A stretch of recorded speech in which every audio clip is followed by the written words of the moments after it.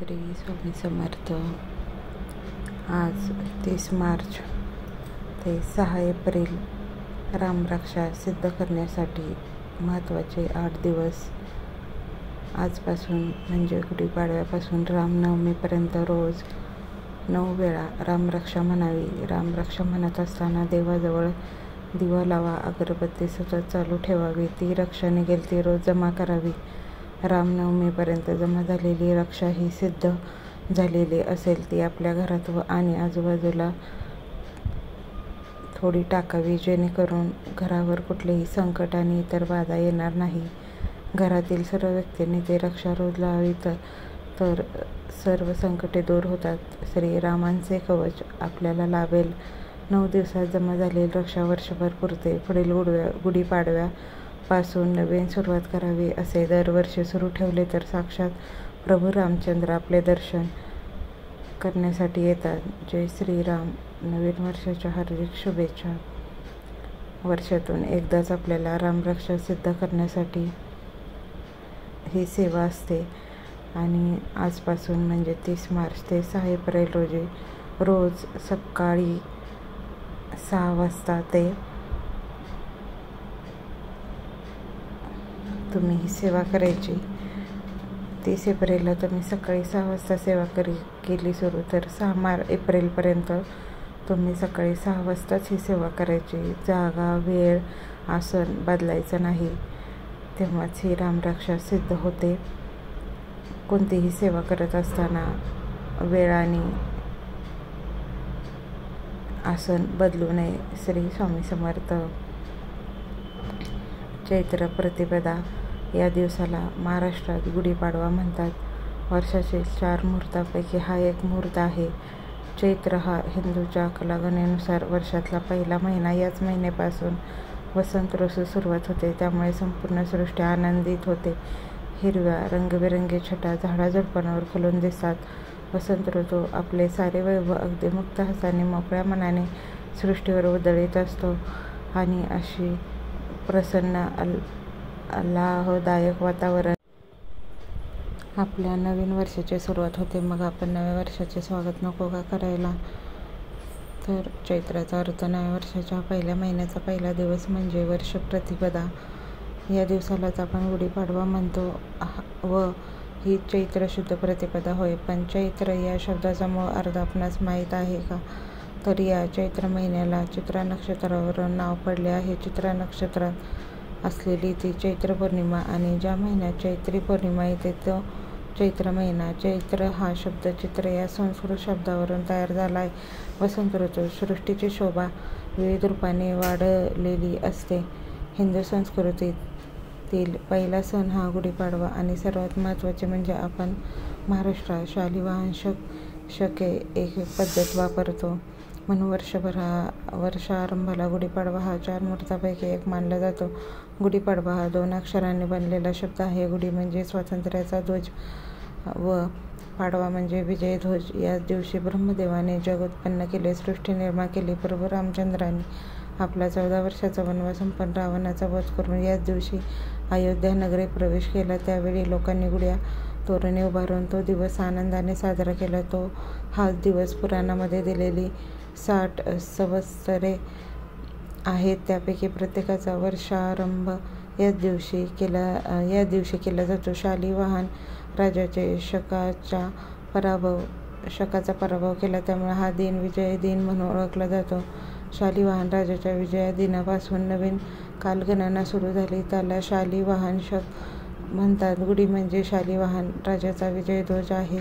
प्राचीन काली चेदी देशात वसू नावाचा राजा राज्य करीत होता. धर्मपालन करणारा राजा तपश्चर्या करत असताना त्याला देवाकडून वेळूची काठी मिळाली. राजाने त्या काठीला शृंगारून भक्तिभावाने तिची पूजा करून ती आपल्या राजभवनासमोर उभी केली. तेव्हापासून गुढी उभारण्याची प्रथा सुरू आहे. या दिवशी सर्व सेवेकऱ्यांनी सूर्योदयापूर्वी अभ्यंगस्नान करून कडुलिंबाचा कवळा पाला स्वच्छ धुवून गुढीच्या टोकाला सोवळे किंवा कोरे वस्त्र कडुलिंबाच्या पाल्यासहित बांधा. त्यावर एक तांब्याचा कलश पालथा ठेवा. त्याला साखरेचे कंकण हार घालावे. पुढील ध्यानमंत्र म्हणावा. ब्रह्मध्वज नमस्तुभ्यं सर्वभीष्टफलप्रद प्राप्तेस्मिन् सत्सरे नित्यं मद गृहे मंगलम कुरु हा मंत्र म्हणून झाल्यावर ओम ब्रह्मध्वजाय नमः या मंत्राने गुढीची पंचोपचार पूजा करावी. पूजा झाल्यावर गुढी घराबाहेर उंच ठिकाणी उभं राहावी.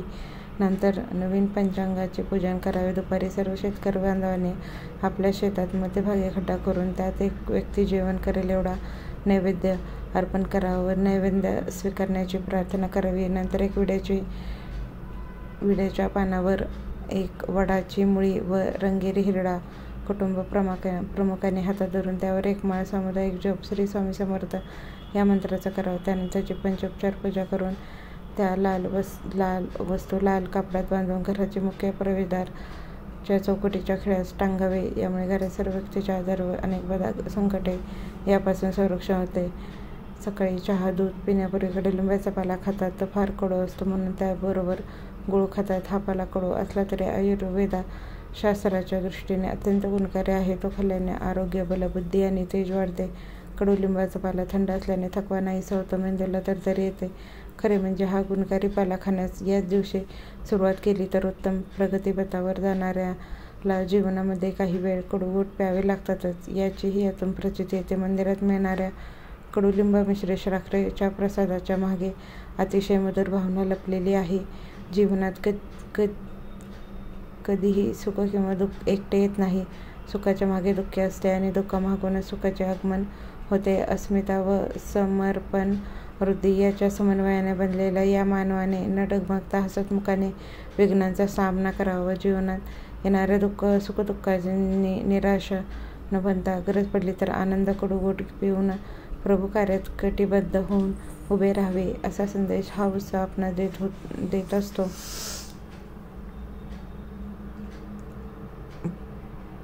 गुढीपाडव्याची पूजा करत असताना गुढी करता पितळेचे तांब्याचे किंवा चांदीचे भांडे कडुलिंबाची फांदी साखरेचा गाठीहार जरीचा खण कापड आणि साडी फुलांची माळ व वेळूची काठी इत्यादी साहित्य घेऊन गुढीला हळद कुंकू व्हावे.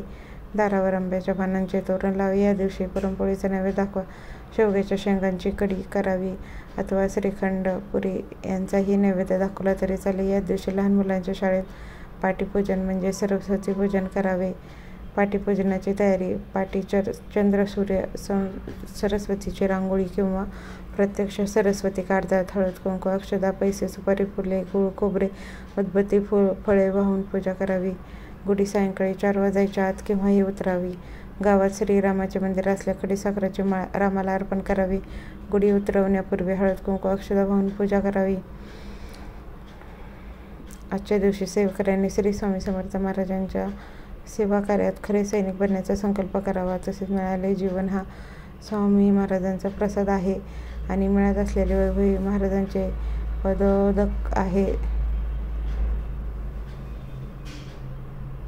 पादोदक आहे ही भावना श्रद्धा दृढ करावायची आहे व महाराजांची सेवा करायला स्वतःला झोकून द्यायची आहे.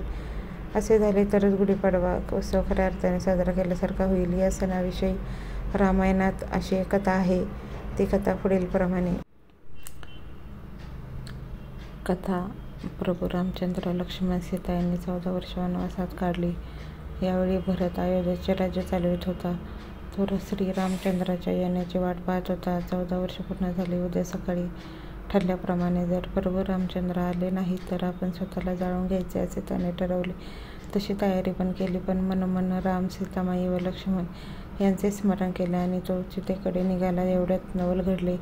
महाबली वीर हनुमान पुढे आले. भरतास वंदन करून त्यांनी श्रीराम येत असल्याची सूचना दिली. भरताला खूप आनंद झाला. त्यांनी शत्रुघ्नाला सांगितले की संपूर्ण अयोध्या नगरी सजवा. श्रीरामाच्या स्वागताची तयारी करा. सर्वत्र आनंद झाला. नंदीग्रामापासून अयोध्येपर्यंत लोकांनी सुगंधी पाण्याचा सडा टाकला. शंख शिंगे झांजा यांच्या आवाजाने सारे आकाश दुमदुमून झाले. श्रीरामाचे पुष्पक विमान खाली उतरले. श्रीरामांच्या दर्शनासाठी सर्वांच्या डोळ्यात प्राण साठले होते. श्रीरामाच्या जयनादाने संपूर्ण अयोध्या नगरी दणाणून निघाली.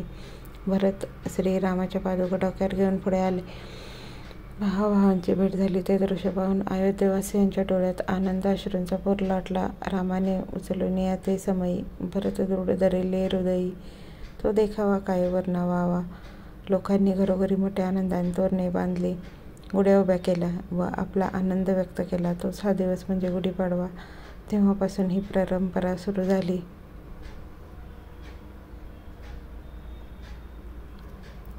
श्री स्वामी समर्थ. गुढीपाडव्याच्या सर्व यूट्यूब फॅमिलीला माझ्याकडून हार्दिक हार्दिक शुभेच्छा. श्री स्वामी समर्थ.